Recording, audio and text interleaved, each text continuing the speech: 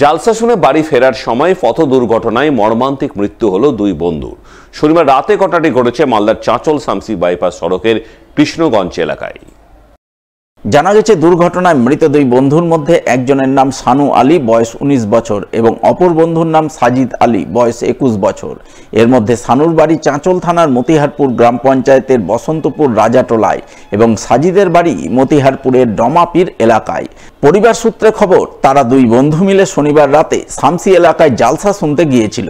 জালসা শুনে রাত 11টা নাগাদ তারা একটি বাইকে চেপে বাড়ি ফিরছিল, কিন্তু ফেরার পথে শামসি চাঁচল বাইপাসের কৃষ্ণগঞ্জ এলাকায় কোনো এক পণ্যবাহী লরি তাদের বাইকে সজোরে ধাক্কা মারে বলে খবর। সেই ধাক্কায় দুজনেই বাইক থেকে ছিটকে পড়ে ঘটনাস্থলে মৃত্যুর কোলে ঢলে পড়ে। পরে চাঁচল থানার পুলিশ গিয়ে দেহটি উদ্ধার করে চাঁচল সুপার স্পেশালিটি হাসপাতালে পাঠায়। এরপর রবিবার সকালে দেহ দুটি ময়না তদন্তের জন্য মালদা মেডিকেল কলেজ হাসপাতালে পাঠানো হয়। ঘটনায় দুই পরিবারের লোকজনেরা কান্নায় ভেঙে পড়েন। শোকের ছায়া নেমে আসে গোটা এলাকায়। ও জালসা থেকে আসছিল, আসার পথে ট্রাকে ধাক্কা মেরেছে। কজন মারা গেছে? দুজন। কে হয় যে মারা গেছে? আমার ভাই বোন। আর অপর প্রতিবেশী, মানে পাশের গ্রামের সরি বন্ধু। ঘটনা হয়েছিল, জালসা শুনতে গেছিল শ্রীপুর, আর গাড়ি নিয়ে আসছিল কৃষ্ণগঞ্জে। ওখানে যে দেখেন সে রাস্তা আছে, ওখানে অ্যাক্সিডেন্ট করে দিয়েছে। আচ্ছা, বলছি কোথায় জালসা শুনতে গেছিল? শ্রীপুর। আচ্ছা, ওখান থেকে ফিরছিল বাড়ি? হ্যাঁ। কয়জন ছিল? দুইজন। কি নিয়েছিল? গাড়ি নিয়েছিল? হ্যাঁ, বাইক নিয়েছিল। বাইক ছিল। আচ্ছা, তারপর কি হলো? কে ধাক্কা মারলো? ধাক্কা মারলো তো আমি তো ওখানে নাই। ওখানে ধাক্কা দেখে মেরেছে, শুনলাম যে বেলে ধান মারা মেশিন ধাক্কা মারেছিল। আচ্ছা, ওর মাথায় কি হেলমেট পরা ছিল? কিছু হেলমেট নাই, যে থাকা এখনো লাভ নাই।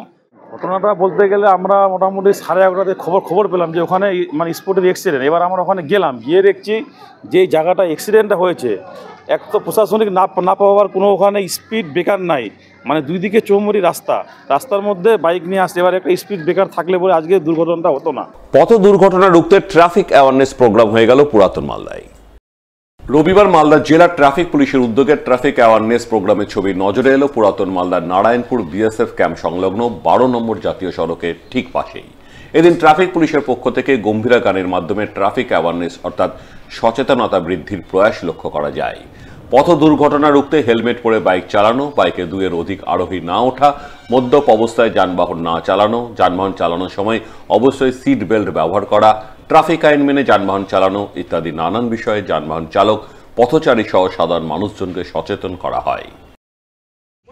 মোটরসাইকেল নিয়ে যাচ্ছিস, ফাটাং করে ব্রেক করলি, সামলাতে পারবি না, দিকে চাটাং করে পিছন দিকে পড়ে গেলি, মাথাটা কার ফাটবে? আমি পড়লো তো আমারই মাথা ফাটবে না? তো মাথা ফাটলে কার কষ্ট হবে?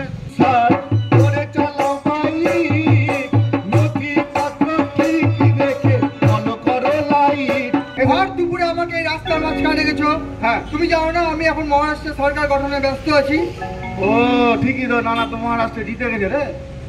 হ্যাঁ হ্যাঁ, কি হয়েছে দাদি? অল্প সময় নিব, তোমার বেশি সময় নিব না। বলছি এই চাকরা ট্রাফিক নিয়ম মানবে না, বুঝলো তো? কি মনোজ, ট্রাফিক সিগন্যাল না মেনে মোটরসাইকেল চালাচ্ছিলেন? তুই তুই বল, মোটরসাইকেল খুব ভালো করেছে দাদা। মাথায় জানো সাইকেল কেন? তোমার 2000 টাকার উপরে ফাইন করা উচিত। হ্যাঁ, তাহলে তোমার শিক্ষা হবে। যে কেউ গাড়ি চালায় তাকে জেলে ভরা উচিত এবং তার বাবার বা তার মায়ের লাইসেন্সটা কেড়ে নেওয়া উচিত। ঠিক বলেছে, শিক্ষা পাবে। হ্যাঁ, কয়েক লক্ষ টাকা নিষিদ্ধ মাদক সহ 3 মাদক পাচারকারীকে গ্রেপ্তার করল মালদার বৈষ্ণবনগর থানার পুলিশ। ধৃত 3 জনের মধ্যে একজন ভিন রাজ্যের মাদক পাচারকারী। জানা গেছে ধৃতদের নাম মোহাম্মদ শাহবাজ আনসারি, মোহাম্মদ আলাউদ্দিন শেখ ও যদু মণ্ডল। এদের মধ্যে শাহবাজ আনসারির বাড়ি ঝাড়খণ্ড রাজ্যের টাটা জামশেদপুর এলাকায় এবং বাকি দুজন মালদার কালিয়াচক থানা এলাকার বাসিন্দা। শনিবার গভীর রাতে তারা বৈষ্ণবনগর থানার 18 মাইল আশ্রমপাড়া এলাকায় একটি স্করপিও গাড়ি নিয়ে সন্দেহজনকভাবে ঘোরাঘুরি করছিল। বিশেষ সূত্রে এই খবর পেয়ে মালদা জেলা পুলিশের ক্রাইম মনিটরিং গ্রুপ এবং বৈষ্ণবনগর থানার পুলিশ যৌথভাবে ওই এলাকায় অভিযান চালিয়ে তাদের পাকড়াও করে। তল্লাশিতে ধৃতদের হেফাজত থেকে উদ্ধার হয় 758 গ্রাম ব্রাউন সুগার, যার আনুমানিক বাজার মূল্য 40 লক্ষ টাকা। ধৃতরা কোথা থেকে বিপুল পরিমাণ মাদক পেল, কোথা থেকে মাদক নিয়ে কোথায় পাচার করতে যাচ্ছিল, এই সমস্ত নানান দিক খতিয়ে দেখতে পুলিশ তদন্ত শুরু করে এবং তদন্তের স্বার্থে রবিবার ধৃতদের 10 দিনের পুলিশি হেফাজত চেয়ে পেশ করে মালদা জেলা আদালতে।